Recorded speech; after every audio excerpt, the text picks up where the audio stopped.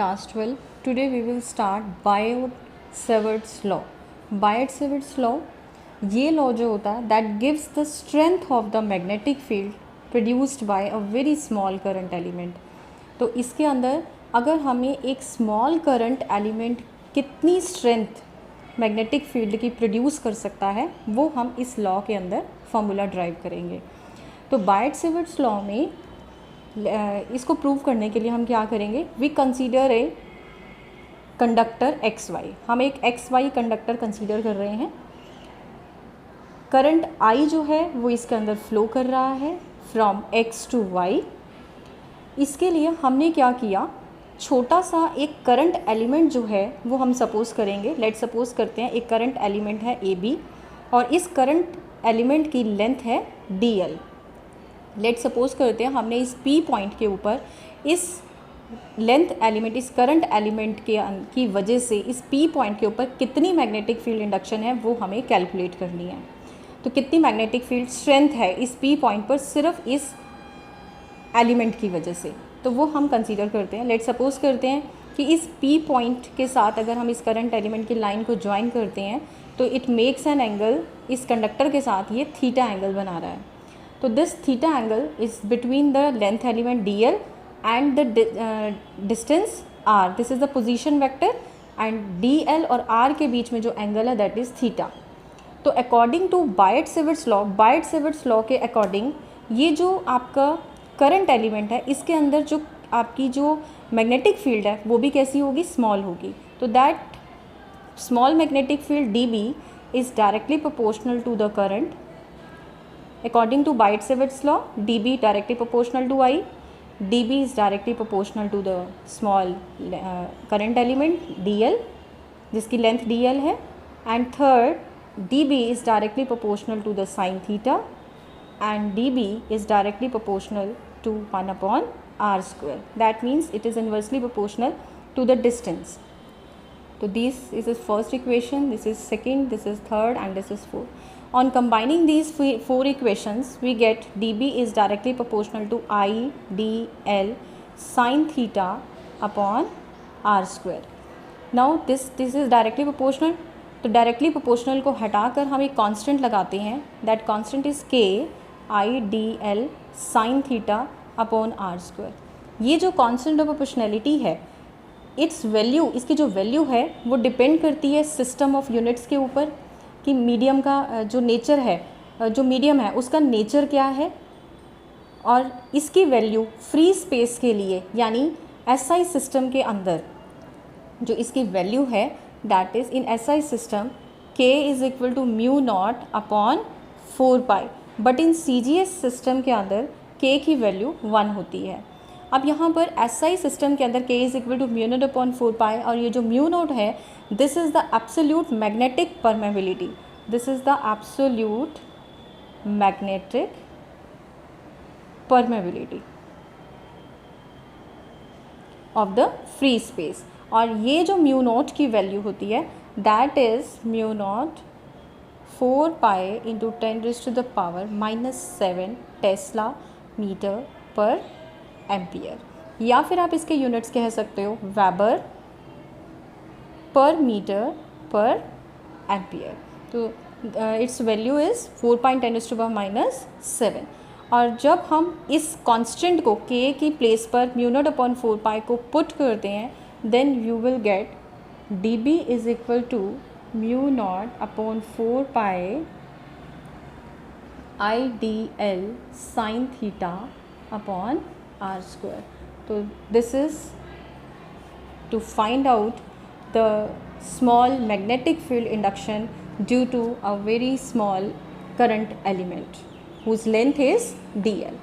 अगर हम इसे वेक्टर फॉर्म में लिखना चाहते हैं तो dB is equal to mu naught upon 4 pi I dl cross r upon r cube.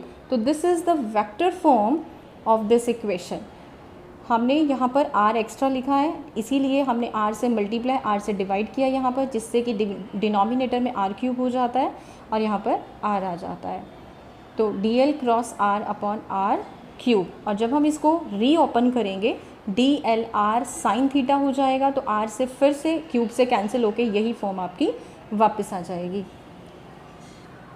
तो ये तो था आपका स्मॉल एलिमेंट की वजह से, लेकिन अगर इस पूरे कंडक्टर एक्स वाई की वजह से हमने मैग्नेटिक फील्ड को इस पी पॉइंट पर कैलकुलेट करना है तो हमें इसका इंटीग्रेशन लेना होगा।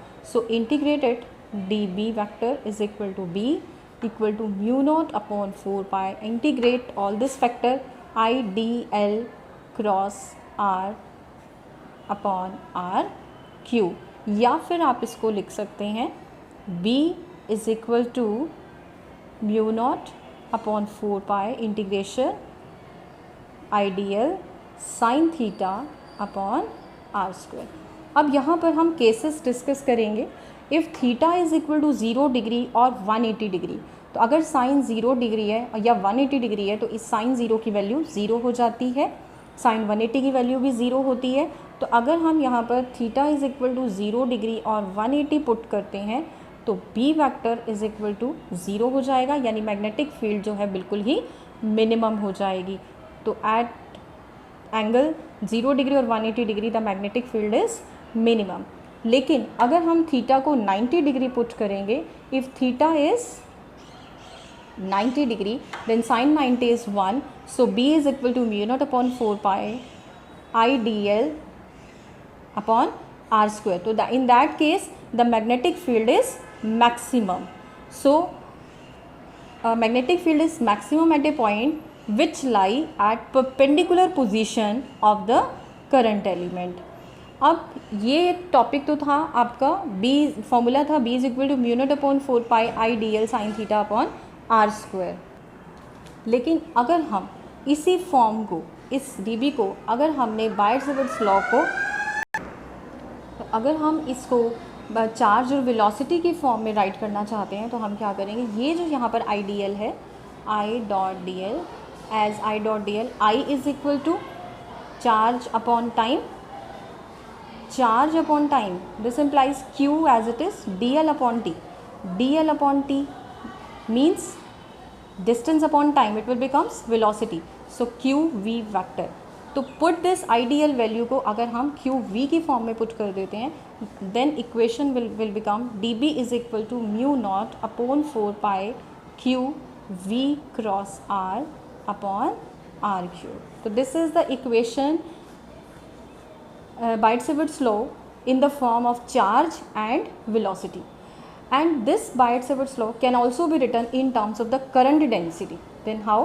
किस टाइप से हम इसको करंट डेंसिटी की फॉर्म में राइट कर सकते हैं? एज हमें पता है current density is equal to current per unit area होता है, आई अपॉन ए।